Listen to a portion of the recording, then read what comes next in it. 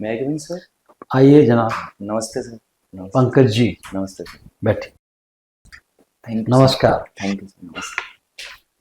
आप commercial taxes में काम कर रहे हैं, एसीटीओ हैं, यस सर। तो मुझे बताइए कि कितने साल से काम कर रहे हैं आप? सर लास्ट आरएएस वैकेंसी से उससे ही अभी, कर। हाँ सर, 10 मंथ से। आपने क्या सीखा और क्या आपको लगा कि इस डिपार्टमेंट में सुधार की जरूरत है?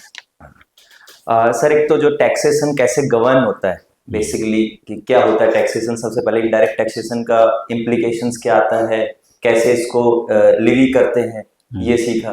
और दूसरा ये था कि टैक्सेशन के ट्रेल, मतलब टैक्स इवेजन कैसे होता है, तो कुछ इंपॉर्टेंट चीजें पता लगी, कैसे टैक्स इवेजन हो रहा है, तो उस पर अगर हम काम करें तो कैसे लीकेजेस रोक सकते हैं। तीसरा ये है कि गवर्नमेंट, ओवरऑल गवर्नमेंट जो डिपार्टमेंट है कैसे फंक्शन करता है, उसकी हायरार्की को समझा, कैसे एक ऑफिस प्रोसीजर होता है, ये जाना सर। आपका मेन आरएस में क्यों नहीं हुआ last time? Sir last time थोड़े मेंस में कम मार्क्स थे। मेंस में कम हाँ है। सर। इस बार कैसा हुआ है? सर इस बार अच्छा हुआ है। अच्छे हुए? हाँ सर। और इंटरव्यू में कितना आए थे सर लास्ट? 65 marks sir. बहुत अच्छा आए थे आपके। Yes sir. तो फिर आपको ये मॉक इंटरव्यू की कहाँ जरूरत पड़ गई? Sir for the practice. अच्छा, ओके, प्रैक्टिस की। तो फिर ये बताइए, क्योंकि इस बार आपको 80 नंबर लाने की कोशिश करनी है, यस ठीक है ना? डेफिनेटली। तो उसके लिए क्या करना है हम शायद एडवाइस कर पाएंगे आपको। जी सर। एक तो ये बताइए, कॉमर्शियल टैक्सेस का ये जो बजट अभी आया उसमें से कितना प्रोपोर्शन है, कितना प्रोपोर्शन, कितना अमाउंट है कॉमर्शियल टैक्सेस के थ्रू जो रेवेन्यू आया है? What is that amount? Sir that is 88,000 crore. Are you sure? Yes sir. और टोटल अपना बजट की साइज क्या है? टोटल बजट है सर अपना 2,30,000 करोड़ के आसपास है sir revenue budget. Now you are 5,37,000 crore, 5.37 lakh crore. Sorry sir. ऐसा कैसे बताया आपने 2.5 लाख करोड़ का बजट? सर ये ही मतलब उसमें जो हमारा, sorry you can go and check up. Yes sir. मैं बजट्स को तो पूरे दूसरे स्टेट्स के भी फॉलो करता रहता हूँ, इसलिए मुझे मालूम है। अभी आने के पहले ही मैंने देखा 5,37 करोड़ एंड देन इंक्वायर। मुझे नहीं मालूम था कोई ऐसा कैंडिडेट आएगा रास्ते में। कि कितना अमाउंट सीटी से थ्रू आया, कितना amount, now how much, how, जैसे कहते हैं रुपया आया रुपया गया। सो ये गया कहाँ कहाँ पे इम्पोर्टेंट बता सकते हैं? Yes sir. Sir mainly 3-4 functions होते हैं। एक तो सोशल सर्विसेज होती है। नहीं, मेजर अमाउंट कहाँ गया? सर मेजर अमाउंट हमारा एनर्जी सेक्टर में जाता है सर। एक तो सोशल जो हमारी सब्सिडीज चल रही है, प्रोग्राम्स चल रहे हैं सर। देखिए, आपको ज्यादा नंबर लेने हैं। I think you are just guessing. देखिए, मैं बता ही देता हूँ आपको। Let it be here only. Rajasthan budget for fiscal year 2526 outlines a total expenditure of 5,37,000 crore, ठीक है, 069। Then after accounting for debt repayment 1 lakh, जो डेट ना वापस कर्ज जो चुका है वही 1,57,000 करोड़ का है। It's a major amount. The net expenditure is projected 3.7 lakh crore, ठीक है, which is 14% increase. The major sectors allocated significant proportion of this budget is education and health, 69,000 crore. मैं वो बाकी आगे वाला नहीं है, 69,389. Rural development 24,925 crore. फिर अर्बन डेवलपमेंट में 15,344 करोड़, एनर्जी में 39,576 करोड़, सोशल सिक्योरिटी में 19 लाख। तो ये है, तो सारा बड़ा अमाउंट तो आपका डेट रिपेमेंट में गया है। Yes sir. If you then talk of capex जैसे बोलते हैं, capital expenditure, that is a different thing. पैसा आया, पैसा गया कहाँ, पहले उसकी बात हो रही थी। सो उसके अंदर I think you are right to the extent. यदि केवल कैपेक्स की बात करते हैं तो आप ये एनर्जी के अंदर 13, वो भी इसके अंदर पावर सेक्टर को 22,000 करोड़ है और बाकी का सोशल सब्सिडीज के रूप में है। तो ये आपको मैं इसलिए बोल रहा हूँ, आपको कम से कम याद होना चाहिए। Yes sir. That will show you know, it will give help to your answers. Yes sir. जैसे प्रणब मुखर्जी को मिलता था। Pranab Mukherjee was known for data. He used to reel out data whenever he used to answer, उसको याद भी रहता था। ये भी एक पैशन है आपको, कितना याद रहता है नहीं रहता। Don't try to give some figures. ये आपने जो फिगर दिया ये कहाँ फिट इन होता है? 2 lakh something. Sir I was मतलब मिसप्लेस हो गया। तो मिसप्लेस, या क्योंकि वहां बैठे हुए मेरे जैसा आदमी यदि मिल गया वहां पे जिसने पढ़ के आया है या उसका पैशन रहा है, then he will say कि ब्लफिंग। तो be thorough, at least basic figure we should be thorough. अभी आईएएस का होता तो मैं उनको ये कहता कि यूनियन कैबिनेट के भी आपको मालूम होना चाहिए। Yes. 49 लाख थाउजेंड करोड़ का है, उसमें डिफेंस का कितना है? Do you know about defence budget? Sir, not sure, but it's around 5 lakh crore. Around में ठीक है। Yes, sir. तो कम से कम if it is like that also around में आ गया तो ऐसा आता है। Yes, sir. But that is for the IS. But for the state, since you are already working in a revenue generating department, Yes, sir. it is expected that आपको थोड़ा ज्यादा knowledge Yes, हो। sir. इसके बजाय जो नए आ रहे हैं, क्योंकि आपको ज्यादा लाना, you have to come to IS, sorry RS, Yes, sir. and later on real IS. One day IS लिखा होगा आपके नाम के आगे, तो उसके लिए जरूरी है कि facts approximately correct होने चाहिए। So don't bluff, है ना? Yes. I'll come again to you. Yes, sir. What is integrated clean energy policy? Sir, it's a policy launched by the government of Rajasthan, which जो 125 gigawatt का जो हमारे energy capacity है, generating gigawatt है, उसके उस पर उसका टारगेट है 2029 तक इतना जनरेट करना, जिसमें 90 गीगावाट हमारा सोलर से आना चाहिए सर, 25 गीगावाट हमारा विंड एंड हाइब्रिड एनर्जी से आना चाहिए, 10 गीगावाट हमारा sir pump storage and other hydro project. What is this green energy? Sir green energy basically जो हमारा renewable energy sir, which doesn't cause any impact, negative impact on the environment, तो उसको green energy such as renewable energy हमारा solar हो गया, और green hydrogen हो गया सर, विंड एनर्जी हो गया, तो that is called green energy sir. Okay, तो इसमें कितना बजट रखा गया इसके लिए? सर नॉट श्योर, अभी सर ने बताया। अच्छा चलिए कोई बात नहीं। आपने अपनी एक्स्ट्रा करिकुलर एक्टिविटीज में लिखा है कम्युनिटी डेवलपमेंट एक्टिविटीज। ये कम्युनिटी डेवलपमेंट आप किस तरह से करवाते हैं? सर जैसे मैं कॉलेज टाइम से, हमारा एक परिवर्तन एनजीओ हुआ करता है कॉलेज का, और उसमें हम शुरू से ही 5 विंग हो गए थे, तो हम अपने जो आसपास के गांव हैं उसमें जाते हैं सर। हम एजुकेशन जो हमारा है, तो हम सरकारी स्कूलों में जाके बच्चों को अपना प्रोजेक्टर लगा के इनोवेटिव लर्निंग्स वगैरह करवाते थे। दूसरा जो इनोवेटिव लर्निंग्स में कौन कौन सी चीजें? सर जैसे प्रोजेक्टर से एक अच्छा यूट्यूब वो सिखा दिया, और उनको वीआर के माध्यम से कोई अच्छी साइंस की छोटी डॉक्यूमेंट्री दिखा दी सर, तो उनको क्या कि टेंजिबल होती है लर्निंग, तो उनको इंटरेस्ट आता है। तो ऐसे हम सर सैटरडे संडे हमारी छुट्टी रहती थी तब जाते थे। Plus cloth distribution camp, plus जो आईआईटी कैंपस में सर जो हमारा जो हेल्थ चेकअप था सेंटर था, उसके समय समय पे हमने हेल्थ चेकअप कैंप्स लगवाए गाँव में, ताकि बेसिक मेडिसिन की पूर्ति हो। तो सर वहीं से चल रहा आ रहा है, तो वहीं से अभी भी मैं उसमें कंटिन्यू कर रहा हूँ। ऐसे सर मेरे होम टाउन में अभी एक रोटी बैंक के नाम से एक संस्था चल रहा है एनजीओ सर, उसमें मैं एक रेगुलर पार्ट प्ले कर रहा हूँ। उसके पास एम्बुलेंस है जो कि तुरंत हर टाइम 24/7 सर्विसेज है। और रोटी और एम्बुलेंस का क्या सर? वो शुरुआत ऐसे हुई थी कि जब भी खाने शादियां होती है तो उसमें बहुत ज्यादा खाना वेस्ट जाता है, तो हम उनसे डील करते हैं कि आप खाने को, जो झूठा खाना नहीं है, जो सेफ खाना है, उसको गर्म कीजिए। और हम आसपास में जो सर गड़िया लुहार वगैरह ऐसी कम्युनिटी रहती है जिनके खाने के काफी इश्यूज रहते हैं, उनमें हम वो गर्म करा के और उसको बांटते थे।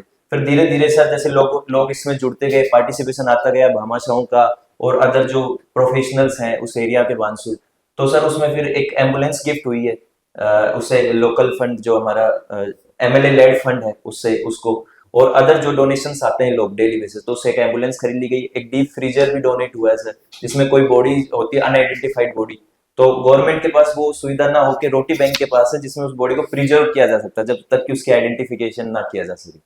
तो सर ऐसे हम रेगुलर में इनसे दोनों से अभी भी जुड़ा हुआ हूँ। ओके, आपकी हॉबी है running? Yes sir. Running, jogging और वॉकिंग, हाँ इन तीनों में क्या डिफरेंस है? सर वॉकिंग एक फ्री स्टाइल है जिसमें हम मतलब जिसका पेस बहुत ही नॉर्मल होता है, हमारे हैंड मूवमेंट वगैरह एकदम फ्रीली रहते हैं। जॉगिंग सर लिटिल बिट थोड़ा सा उसमें पेस होता है सर, और वो रनिंग होता है सर जनरली हाई पेस पे जब हम रन करते हैं, और एक उसका पर्टिकुलर पोस्चर्स होता है। पोस्चर क्या पर्टिकुलर पोस्चर होता है उसका? सर लाइक हमारे हैंड मूवमेंट्स, हमारी एल्बो और फोर हैंड होता है अबाउट 90 डिग्री पे होते हैं, बॉडी थोड़ी आगे फॉरवर्ड लीन होती है सर इसमें, और हम जनरली टो पे दौड़ते हैं सर। कितना दौड़ते हैं आप? Sir around 3 kilometre, 3 to 4 sir. कितने मिनट्स में? सर ये 10 to 15 मिनट्स। 10 to 15 मिनट्स में? हाँ सर। अच्छा, दैट्स वेरी गुड। और 100 मीटर्स का रेस का कितना वर्ल्ड रिकॉर्ड है? सर वर्ल्ड रिकॉर्ड है 9.85 सेकंड्स सर। 9.85 किसके नाम है? सर ये Usain Bolt sir. Usain Bolt. हाँ सर। उसका बोल्ट जो है वो नाम बाद में दिया गया है या पहले से ही लगा हुआ था bolt? Sir note sure sir. अच्छा, चलिए, मिनरल पॉलिसी क्या है 2024? हाँ सर। सर ये मिनरल पॉलिसी स्टेट गवर्नमेंट ने लॉन्च की है सर। इसमें सर एक राजस्थान नेचुरल मतलब इसमें बहुत सारे मिनरल्स हैं, जिसमें अराउंड 81 मिनरल्स बताया गया है सर, जिसमें हम 58 मिनरल्स ही अभी एक्सट्रैक्ट कर पा रहे हैं। तो राजस्थान एक अच्छा खासा पोटेंशियल रखता है मिनरल एक्सट्रैक्शन में, जो कि हमारे इकोनॉमिक डेवलपमेंट में भी है। तो इसको पहुंचा के सर 47 तक का हमने एक टारगेट निर्धारित किया है, जिसमें हम लगभग अभी 58 से 70 तक पहुंचेंगे मिनरल एक्सट्रैक्शन में। और जो हमारा अभी जीडीपी रेशियो है sir, it is around 5% of state GSDP mineral का। तो उसको हम 8% तक कर देंगे 2030 तक। और सर कुछ लोगों को एम्प्लॉयमेंट का भी हमने कुछ टारगेट निर्धारित किया, लाइक 2047 तक 1 करोड़ लोगों को डायरेक्ट और इनडायरेक्ट एम्प्लॉयमेंट माइनिंग सेक्टर में मिले। तो उसको लेके एक फोकस्ड अप्रोच के साथ गवर्नमेंट आगे बढ़ रही है। ओके, आप उसमें जो मिनरल पॉलिसी है हाँ सर। इसमें परसेंटेज का बता सकते हैं कि कितने शेयर वगैरह है इसका? हाँ सर। मतलब गवर्नमेंट का कितना शेयर है, कितना सब्सिडीज वगैरह कितनी दे रखी है? हाँ, not sure sir, sorry sir. Not sure, चलिए कोई बात नहीं। अच्छा, अभी जो वर्ल्ड हेरिटेज जो है उसमें हमारे राजस्थान के कितने पार्ट, कितने चीजें उसमें वर्ल्ड हेरिटेज में संरक्षित? सर हमारे राजस्थान की कल्चरल में 3 है सर, और एक नेचुरल है सर हमारा। कल्चरल में सर जिसमें 6 फोर्ट्स आते हैं, वो है यूनेस्को वर्ल्ड हेरिटेज में। एक सर हमारा जंतर मंतर है सर, और एक हमारा जयपुर का जो परकोटा है, तो सर ये हो गए। और अगर हम नेचुरल में देखें तो सर हमारा Keoladeo national park Bharatpur. Which is the biggest world heritage? Sir in cultural में सर नोट सर। ताजमहल नहीं है? हाँ सर, ताजमहल है, बट ये श्योर नहीं है कि ये बड़ा है सबसे। अच्छा, चलिए कोई बात सर। पिछले फाइनेंशियल ईयर में यस सर। कौन सी राज्य टॉप किया जीएसटी कलेक्शन में? Sir can I make a guess? Yeah. It's Maharashtra sir. No, I think so, no. कौन कौन सी टैक्सेस का सब्स्यूम कर लिया जीएसटी ने राज्य का? सर राज्य का सबसे पहले हमारा लग्जरी टैक्स हुआ करता था राज्य के अंदर, एंटरटेनमेंट टैक्स हुआ करता था सर, जो हमारी लोकल बॉडीज लगाती थी ऑक्ट्रॉय टैक्स इसको, और वैट टैक्स जो वैल्यू एडेड टैक्सेशन था, मेनली इनको सर सब्ज्यूम करके जीएसटी में। और सेंट्रल का? सर सेंट्रल का एक तो जो एडिशनल कस्टम ड्यूटी वो, फिर एक्साइज ड्यूटी लगाता था सेंटर, फिर सर सेंटर सेल टैक्स लगाता था उसको, और send VAT sir, central VAT tax major. Rajasthan राज्य का टैक्स सोर्सेस क्या क्या है? सर राजस्थान राज्य का सबसे मेनली टैक्स सोर्स एक तो जीएसटी आज के तारीख में हम देखें, दूसरा सर हमारा वैट के माध्यम से भी है, जो वैट जिन एंटिटीज पे लगता है, तीसरा सर हमारा एक्साइज का भी है, चौथा हमारा माइनिंग भी है सर, माइनिंग रॉयल्टीज आती है, पांचवा हमारा ट्रांसपोर्टेशन टैक्स भी है सर। 24% टैक्स में कौन कौन सी चीजें आती है? Yes sir.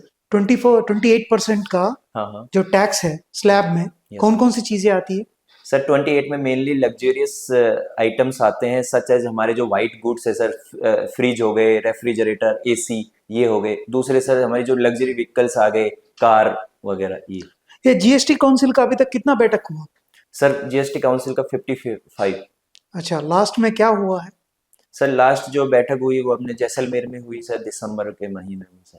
अच्छा, क्या क्या हुआ, इसका परिणाम क्या है? Sorry sir.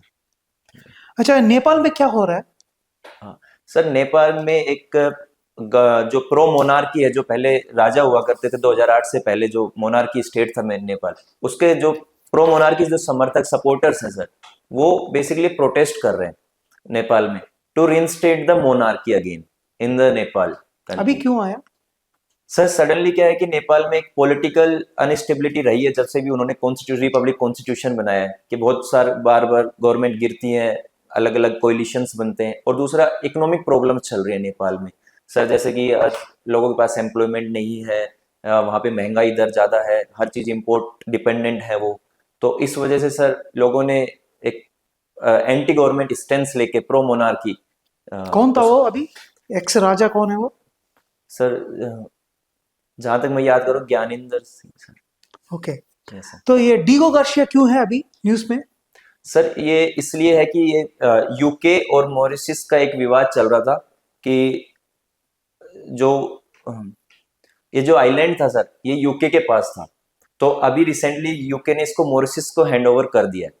पर डिएगो गार्सिया में जहाँ पे यूएस का अभी भी बेस है सर, जो हमारा इंडो पैसिफिक बेस है यहाँ पे जो बना रखा है इंडियन ओशियन में, तो उस पर भी एक विवाद है। तो हालांकि वो लीज पे ले लिया है, तो उसका 99 ईयर के लिए अभी एक्सटेंड हो गया है, तो यूएस बेस वहाँ पे रहेगा। रहेगा। हाँ सर। तो ग्रीनलैंड के ऊपर भी यूएस कुछ कमेंट्स कर रहा है। हाँ सर, ग्रीनलैंड एक एनर्जी रिच आइलैंड है सर, जहाँ पे यूएस ट्राई कर रहा है कि वो उसको खरीद ले, जैसे भी उनसे डेनमार्क से हो। तो इसलिए ट्रम्प जो अमेरिकन प्रेसिडेंट ने पहले भी ऑफर दिया था और अभी भी इसके रेगुलर। कोई ऐसा जगह को खरीदा क्या यूएस ने कभी भी इतिहास में? सर यूएस का याद नहीं आ रहा, पर खरीदा है एक बड़ा राज्य से ही खरीदा उन्होंने। सर वो, हाँ मेरे याद आ रहा है सर। सर जो रसिया से खरीदा है अलास्का। अलास्का को। तो ये डेनमार्क के ऊपर किसकी कंट्रोल है? डेनमार्क सर एक मोनार्की स्टेट है सर। नहीं कोई डेनमार्क नहीं सर, ग्रीनलैंड का। Sir Denmark. डेनमार्क का क्यों है? डेनमार्क का सॉरी सर। अभी वर्तमान में प्रधानमंत्री किस देश के पर्यटन में है? Sir Nepal, sorry sir, really sorry, Sri Lanka sir. Sri Lanka में। Yes sir. कुछ पुरस्कार मिला उनको? हाँ सर, वहाँ का हाईएस्ट पुरस्कार मिला क्या है वो? सर नाम याद नहीं कर पा रहा हूँ। बांग्लादेश ने चीन को एक डैम की कंस्ट्रक्शन में इनवाइट किया गया है। बता सकते हैं कि कौन सी रिवर है, क्यों बुलाया गया? अभी बांग्लादेश की जो चीफ एडवाइजर है अभी चीन की पर्यटन गए थे। Yes sir. याद है आपको? हाँ सर, ये याद है। कौन सी नदी के ऊपर है? सर श्योर नहीं ऊपर। अच्छा, तीस्ता। तीसरा। तो ये परिसीमन का कुछ प्रॉब्लम चल रहा है। Yes sir. कोई 3 सुझाव दे सकते हैं आप इस प्रॉब्लम को सॉल्व करने के लिए? ओके। सर एक तो ये है कि जैसे सदर्न स्टेट ने अपने पॉपुलेशन कंट्रोल और बेसिकली फैमिली प्लानिंग में एक अच्छा उनका रिजल्ट रहा है, तो वो पनिश ना हो, इसलिए एक फेयर और इक्विटेबल डिलिमिटेशन हो सर। तो इसलिए इसकी डिमांड चली जा रही है। तो सर इसका एक सुझाव जो हमारे काफ़ी यूरोपियन कंट्रीज फॉलो करते हैं, डिग्रेसिव प्रोपोर्शनलिटी होती है सर, कि जैसे कि 5 लाख की आबादी तक 10 सीटें, फिर उसके बाद 2 लाख की आबादी पे 1 सीटें। तो अगर ऐसा हो तो उनको ज़्यादा लॉस नहीं होगा। और हमारे जो इनको भी जो नदर्न स्टेट्स जिनकी पॉपुलेशन ज़्यादा है स्टेट्स की, उनको भी एक फेयर रिप्रेजेंटेशन मिलेगा और सदर्न स्टेट्स को भी ज़्यादा नुकसान नहीं होगा। और दूसरा सर, अगर हम डिलिमिटेशन में कुछ और क्राइटेरियाज, ना केवल पॉपुलेशन लेके, जैसे हमारे फाइनेंस कमीशन में भी अदर क्राइटेरिया जो टैक्स एफर्ट्स भी लगाए उसमें, इनकम डिस्ट्रीब्यूशन और जो हमारे फॉरेस्ट कवर के आधार पे, तो ऐसा ही कुछ और क्राइटेरिया को भी हम ना पॉपुलेशन के आधार न करें, कुछ और क्राइटेरिया भी इंक्लूड कर सकते हैं, जिससे कि एक फेयर डिस्ट्रीब्यूशन ऑफ सीट्स हो, उनका रिप्रेजेंटेशन भी इंश्योर हो सर।